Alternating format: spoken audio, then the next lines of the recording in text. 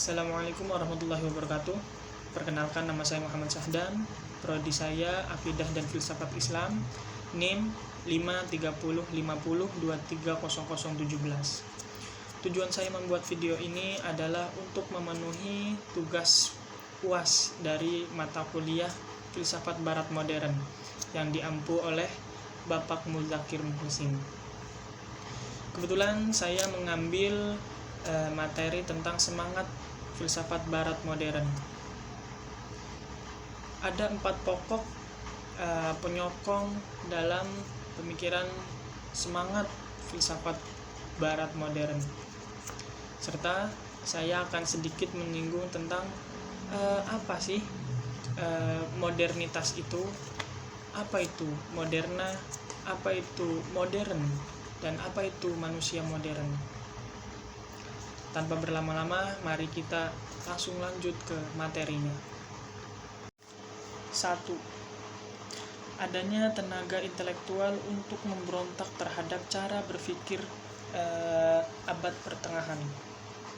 Pertanyaannya, kenapa bisa muncul pemikiran untuk memberontak terhadap cara berpikir abad pertengahan?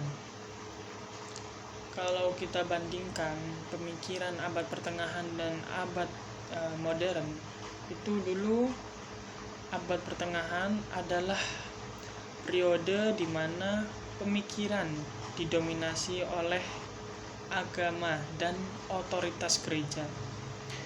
Filsafat pada masa itu sangat terikat pada teologi, dan kebenaran seringkali ditentukan oleh dogma agama. Sedangkan filsafat modern itu menekankan atau menentang otoritas tradisional dan mendorong penggunaan akal serta pengalaman sebagai dasar pengetahuan.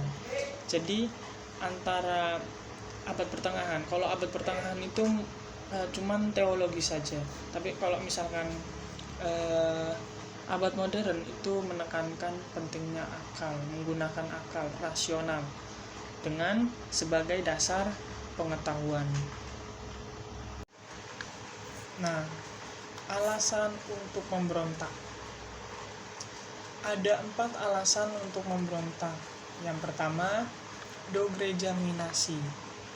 Seperti yang tadi saya katakan, gereja itu memiliki otoritas mutlak atau absolut dalam menentukan kebenaran. Nah, filsafat modern berusaha membebaskan diri dari belenggu dengan menekankan pentingnya akal dan bukti empiris.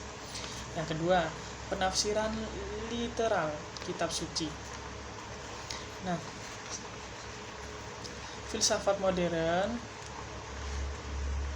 berpendapat bahwa akal manusia dapat membantu memahami makna yang lebih dalam terhadap penafsiran teks kitab suci. Yang ketiga, yaitu penekanan pada individu. Menurut filsafat modern, setiap individu memiliki hak untuk berpikir kritis. Dan yang keempat, yang terakhir adalah metode ilmiah. Bacon memperkenalkan metode ilmiah yang penekanannya pada observasi, terus eksperimen, dan induksi. Metode inilah yang menjadi dasar bagi perkembangan ilmu pengetahuan modern. Semangat filsafat modern yang kedua adalah kepercayaan akan kemampuan atau potensi manusia dan hasrat intelektual. Jadi, filsafat modern percaya bahwasannya kepercayaan akan potensi yang manusia miliki, yaitu akal dan intelektual, bisa menjadikan manusia itu bisa berpikir kritis, bisa berkembang menuju dunia yang maju gitu. Dan yang ketiga, pentingnya perubahan sosial, politik, ekonomi. Saya sepil satu tokoh yang menurut saya mewakili gitu. Yaitu ada tokoh Thomas More, yaitu beliau itu sebagai infrastruktur pendidikan, kesehatan, keamanan. Yang keempat, yang terakhir, yaitu menekankan minat, terobsesi perkara surgawi. Jadi itu adalah suatu kondisi di mana perhatian, pikiran, dan tindakan seseorang atau kelompok yang lebih fokus pada hal-hal yang bersifat spiritual. Nah, itu yang bersifat spiritual atau kehidupan setelah kematian dibandingkan kehidupan di duniawi. Jadi di era abad pertengahan itu lebih mementingkan dunia spiritual daripada dunia duniawi. Jadi nggak seimbang antara dunia spiritual dan dunia duniawi. Nah, contohnya nih, contoh yang konkret pada era pertengahan itu pendeta, terus biarawati itu mengutamakan pelayanan agama daripada mengejar duniawi atau mengejar karir gitu. Kalau di Islam sendiri ada sufi. Nah, sufi ini hampir mirip. Sufi itu hidupnya sangat sederhana, meninggalkan duniawi demi meningkatkan diri kepada Allah. Maksudnya demi mendekatkan diri kepada Allah. Nah, jadi yang saya bisa simpulkan itu filsafat barat modern itu yang saya simpulkan percaya bahwa kemampuan akal itu bisa membantu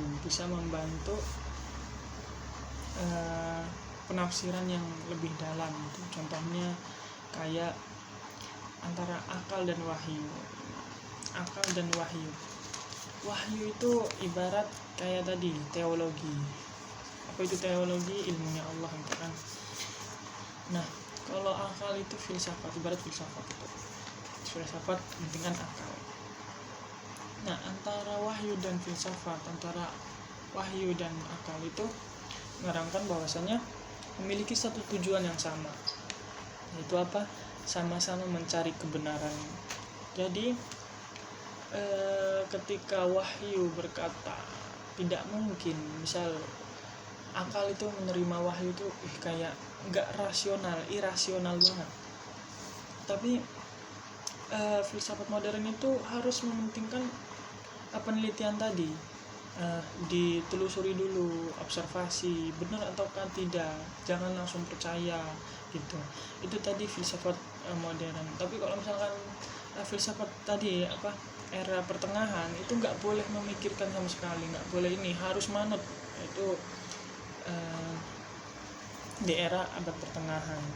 Jadi manusia di abad pertengahan itu nggak boleh memikirkan apapun, nggak boleh berpikir yang macam-macam gitu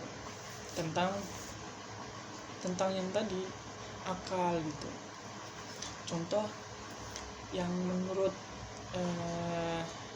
akal itu irasional banget, nggak masuk akal itu, contoh di dalam Al-Quran udah ada.